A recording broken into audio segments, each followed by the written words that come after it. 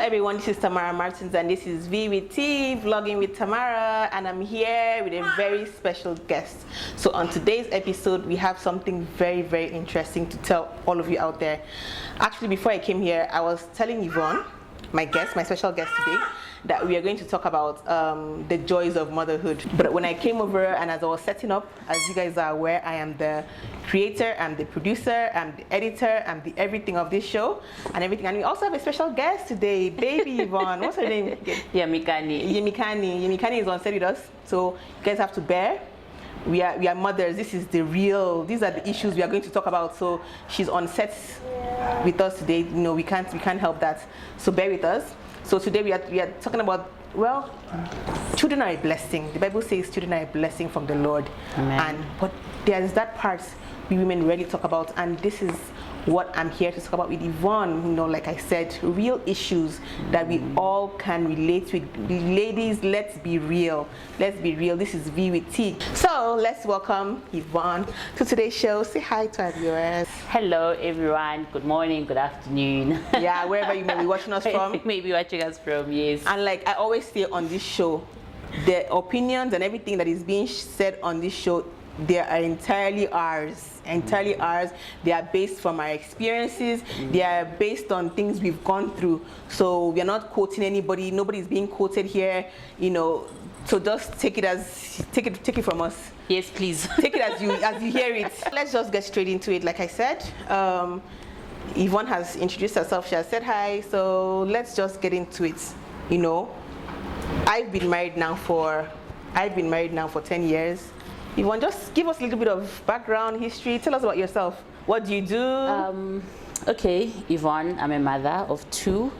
I've been married for 2 years, just 2 years, like 2 weeks ago. So yeah, I'm a network marketing professional. I'm also a makeup artist. I'm a Christian. Yeah, like I think I wear many hats. Yeah, many hats. I think I wear many hats. Jack and Jill of all trades. Hey. But I also master. I also master, because that one says a master of none. You master all. We are a Jack and Jill of all trades and a master of all. Praise God. Yeah. So yeah, in a nutshell, that's who I am. That's who I am. Right now, I'm currently a full-time mother. Yeah, full-time mother. Oh, so let's talk about that. Like I said at the beginning of the show, let's be real. This is V with T, and we are talking about the not so joys of motherhood. You know, we are talking about everything. We are talking about everything. We are being real here. So just talk to us, Yvonne. How is it? It's exhausting. I mean, people always talk about the, oh, you know, it's so great, it's so amazing. It is great, amazing. It is. But it's exhausting, emotionally, physically, mentally, financially. Yeah. It just takes a lot. You know, it takes a lot. I mean, even from the falling pregnant stage. Yeah. You know, it's not just when the baby's born. From trying to fall pregnant, depending on how old you are, what your weight is, all that.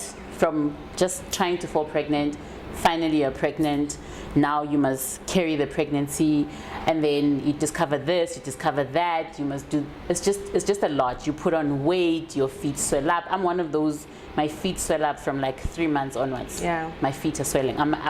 I don't have a big tummy, but my feet will straight up swell throughout the pregnancy. The pregnancy goes to the feet. Yes, it's like the pregnancy goes to the feet, and my feet swell up and so forth and so forth. You know, I mean, even with Yamikan was born prematurely. Wow. Out of the blue, everything was fine. Suddenly, my water broke out of nowhere. And how many months were you? I was 30 weeks. Wow. So that was like towards the end of 6 months to 7 months. That's when your water broke. My water broke. I went to hospital, and then not all of it came out, so they were able to keep me. So the plan was we're going to keep the baby until the baby's 34 weeks. 2 weeks after I was in hospital, then I started having contractions, because my water broke, but I was not contracting. Yo. So they could keep the baby in. So they're like, okay, let's keep the baby in until 34 weeks at least. If we can, push it to 36 weeks. By the time I got to 32 weeks and 2 days, I started having contractions. I went into labor. How did they keep the baby in without water? So not all of it came out. Okay. So I still had a good amount of water. Okay. Even though my membrane had ruptured. Okay. So I had to stay on the bed. They had to elevate my upper body. Okay. I had to literally not move around a lot. So I was just allowed to go to the bathroom, bath, and then, you know, because of gravity. So every time you're on your feet, then gravity pulls down. Yeah, so you have to be as fast as possible. Yeah, you have some substances coming out and so forth. Now you have to go back, you have to elevate, you have to, you know, to keep. Long story. But Guys, so you're more on bed rest. Yeah, I was on bed rest, and the reason why they kept me in hospital is because now that the water is broken, there's increased chance of infection, you know, because now the baby's exposed. Yeah.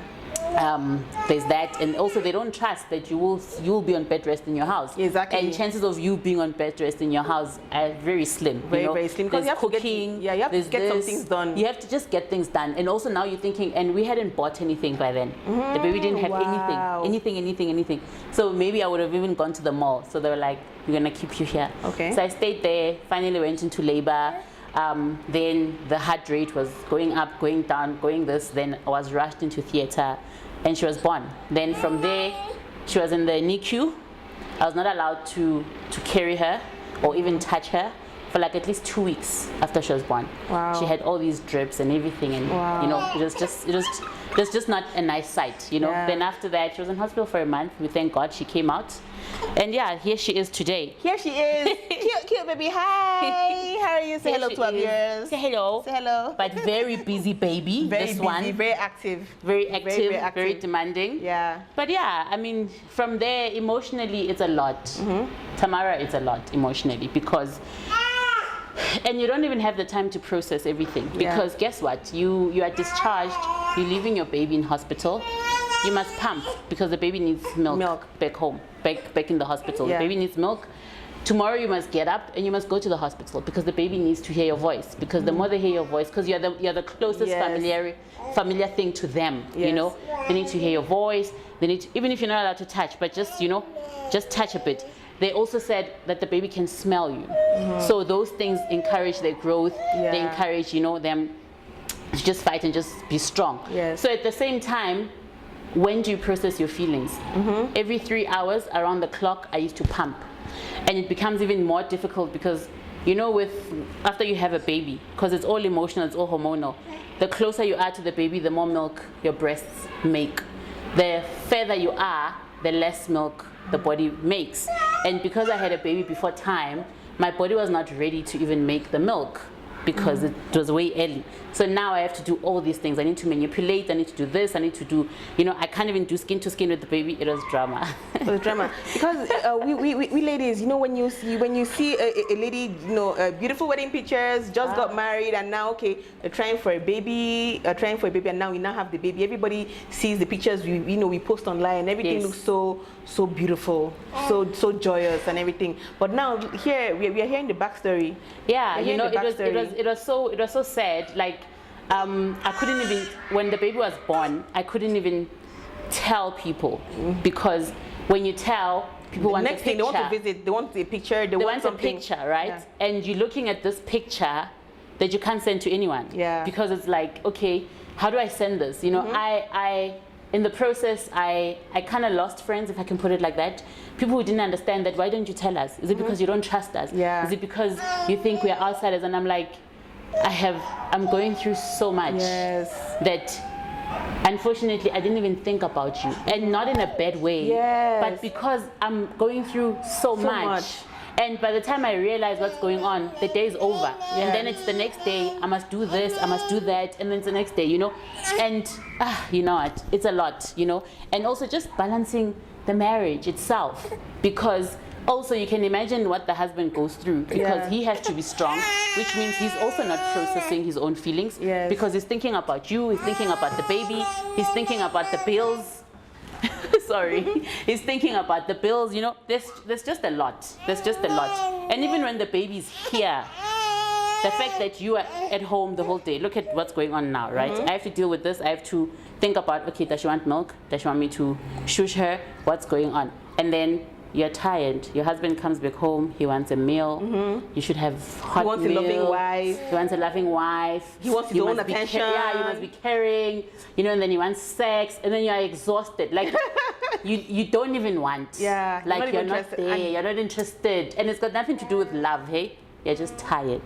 Guys, just a little bit of teaser. You need to really watch out for, and there's an episode I'm going to talk about this where the guys, they go out, they fine, they're the breadwinners of the family, they're working for us, they're paying the bills and everything, and then they just assume, okay, since you're at home, you're really not doing anything. So when they get home, they expect A, B, C, and then they expect sex on top and everything. So I'm going to have another episode on this where I talk with one of my other good friends about sex. The topic is solely sex when a lady is very exhausted, but definitely you have to still perform your duty as a wife, you know. So that's a totally different episode. So I'm just surprised that Yvonne talks about this, because guys, you're going through a lot, and this is the real story. This is the real deal. Yeah, these are the things that happen in a home. So yeah, you know, that's just what's been happening for the past. I mean, Yamikani is 10 months now. Yeah. You know, and we thank God, really, really thank God. As much as we ourselves are going through a lot. Yes, we're going through a lot, and you feel like your partner doesn't understand, right? But there's also a possibility, a huge possibility, that they are also going through something that you don't understand. So it's a whole dynamic. It's a whole dynamic. And every 24 hours, there's something. Every 24 hours, there's something. You get up, you haven't dealt. You get up, you move. You get up, you move. We thank God for the Holy Spirit, because wow, Wow, it's a lot. it is.